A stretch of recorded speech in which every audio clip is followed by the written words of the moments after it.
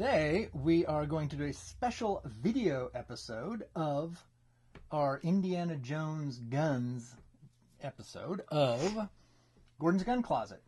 And with me today is my very good friend Steve Pelikan. Hello. Who is a aficionado of Indiana Jones.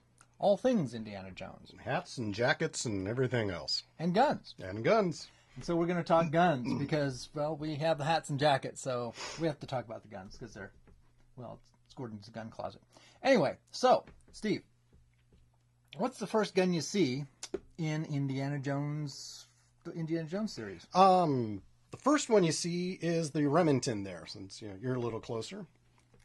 And this is the pistol you see the bearer decide to pull on Indiana Jones to kill him and get the map. It is one of your classic cowboy guns. It's a 45 caliber, single action. You pull the hammer in order you want to fire it, which is what happens when he first pulls the pistol on Indy. He cocks it. It's very ominous and movie sounding. Indy cocks his head, turns around, pulls the whip, pulls back the whip, and whips it out of his hand. Why he doesn't just shoot Indy? Well, it would end the movie really quick. It's a very heavy trigger pull. It's a very heavy trigger pull. It's a good, solid cowboy action shooter gun also. And let me show you what single action means. Okay. Is that when you have to cock it for each shot, and then there's that real heavy trigger pull, and it takes the hammer a long time for it to go down, although I think it lands like on half cock when it's in the water, sort of on the rocks, and getting all scarred up is a very horrible thing to do. And it goes off with it at half cock, I believe. Right. Yeah. Yes. So what's the next thing? The next thing we see him use is a Smith & Wesson 1917. Which we don't have. You'll be hearing that a lot. The next best thing, though, is the Colt 1917, which was the competitor to Smith & Wesson, and well, the United States Army adopted this at the same time, obviously. 1917. Takes 45 automatic pistol cartridges. So, talk. As you said, it's a 45 caliber, in this case, Colt revolver. What they did with the 1917 for Raiders of the Lost Ark was they cut 1.5 inches off the barrel, soldered on another ring to hold the front sight. Why they did this, we're not entirely sure. One of the theories was they had a holster that was too small for the full barrel length, so they cut down the barrel. Other people say, well, it looked like that when they got it. It just looked more menacing. It looked better on film. But yeah, this is the 5-inch or 6-inch. 5.5 on this one. And they cut it down to 4 inches with 1.5 inches off. After this one gets taken away by Belloc in the jungle, he ends up with another Smith & Wesson, in this case a hand ejector, which they also cut 1.5 inches off the front of the barrel on a nice collector's piece, and then resoldered on a new front sight. Now, I don't have a Smith & Wesson hand ejector either, but again, I've got the Colt version thereof. The hand ejector and this Colt News Service were both British contract for World War I, and this one is in .455, just like that hand ejector. Now, what was the reason they used that different pistol? For one thing, the first pistol came from an armorer called Stembridge, and it was an American firearm provider for the Hollywood for the Hollywood firearms, and they filmed the beginning of the movie in Hawaii, so they were able to use a U.S. provider. When they filmed most of the rest of the movie, it was in the London studios, it was in Tunisia, it was in Egypt. They were all over the place, and bringing U.S. firearms through customs was going to be a pain. So they went with a company called Bapti.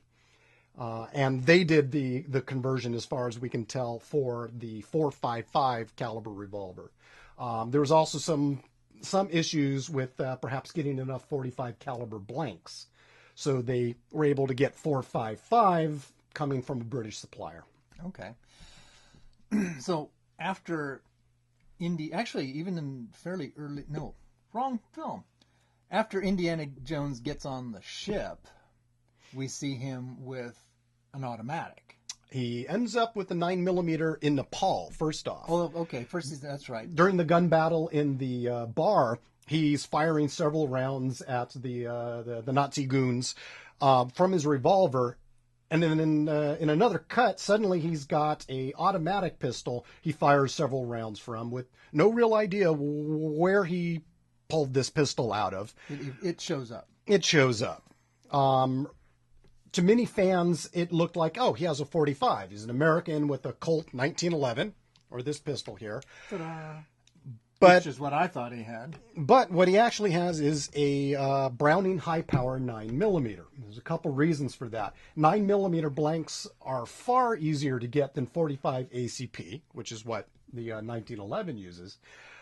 Also, the 1911 is horribly difficult to blank adapt, meaning when you pull the trigger on an automatic, it needs to have some sort of pressure buildup to rack the slide. To do that on a 1911, you need to grind a lot of this little ejector port off. Yeah, you need to make this much wider so the blanks can actually eject without jamming it. You need to grind all the locking lugs, which make the pistol safe to fire inside of the barrel. Effectively plug most of the barrel and take away a bunch of its safety features in order to actually make it function on stage. So they decided to go with a 9mm, partially because they didn't think anyone would really notice, except for people like me who and Gordon and probably the rest of you who would notice the difference. The 9mm disappears for most of the rest of the movie until he's back on the ship before the submarine scene, which has its own issues. The engines stop on the ship. He pulls out the 9mm and says, I'm going to go check it out. Again, we don't know where the 9mm went to, where it came from, or anything about it, because then it disappears once again for the rest of the movie. But at least it came out in 1935, which makes it possible for him to have. Yes, unlike all the German guns that came out after the movie takes place. Yes. Oh, well. Back to the shootout in the bar in Tibet. In Tibet. Right.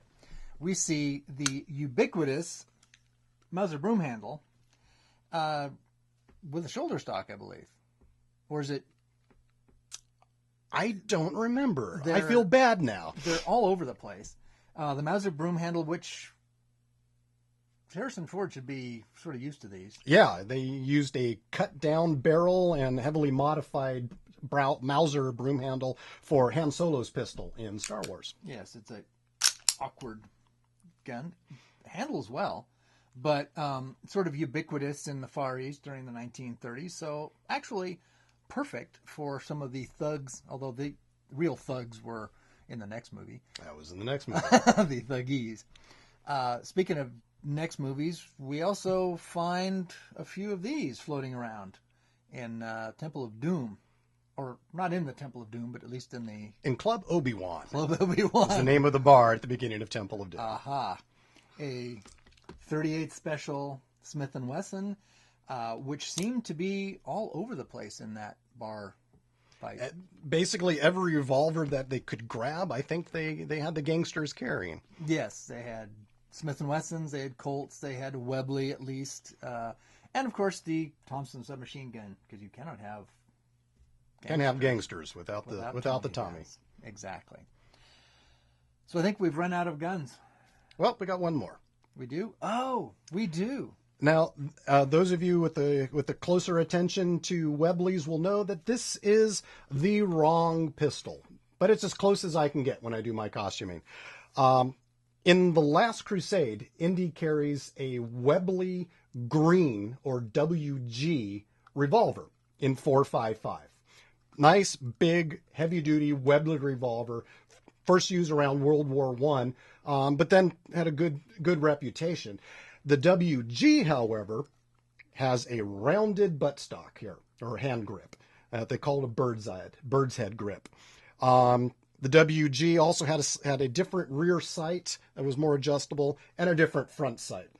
The WG, however, is several $1,000s as opposed to several $100s, which made this a better choice for me to use. It's also a fun little shooter. Now, doesn't he also use this, though, in the scene with the swordsman? Doesn't he have a Webley? In the scene with the swordsman, there's two different scenes. In Raiders of the Lost Ark, he's faced by a swordsman with a big scimitar, and he swings it around. And there was supposed to be a very long fight scene between the stunt coordinator, who was dressed as a swordsman, versus Indy with the whip. I've got a whip back here on my costume jacket. And it was all choreographed out. They'd spent a lot of time training it. However, Harrison Ford and most of the rest of the cast had dysentery at the time of the shooting. He was heavily dehydrated and had other symptoms and asked, "Can I just shoot him?" And Spielberg said, "Let's give it a try." They didn't really tell the swordsman that this was going to happen. So the crowd parts. He brandishes the sword, and he expects Harrison Ford to whip out the whip, and instead opens the holster, shoots him, and then turns and walks off. The stunt coordinator plays it perfectly, and out of surprise, falls dead. Crowd goes nuts. One of the best scenes in the movie. Gordon, you've worked with that stunt coordinator. Oh, is that Terry Leonard? Mm-hmm. Yep. Oh, yes, I worked with Terry Leonard on Rough Riders. Yeah, and He was a second unit director on Rough Riders. Yes. And Terry also played the mechanic in the fight scene with the flying wing that he meets an untoward end with a propeller. There's another scene with a swordsman, and it harkens back to that first scene that we mentioned in Raiders of the Lost Ark, is in Temple of Doom. Mm-hmm. He's escaped from the Temple of Doom, and he's running away, and he's faced by two swordsmen. They brandish their swords like in the first movie. We all recognize this. He reaches into his holster, which is empty. And instead of drawing his whip and fighting, he does the smart thing and turns around and runs. Because that's what you do. Indy is one of the smarter superheroes out there. Yes. He who fights and runs away lives to fight another day. Exactly. Very good. And there it is.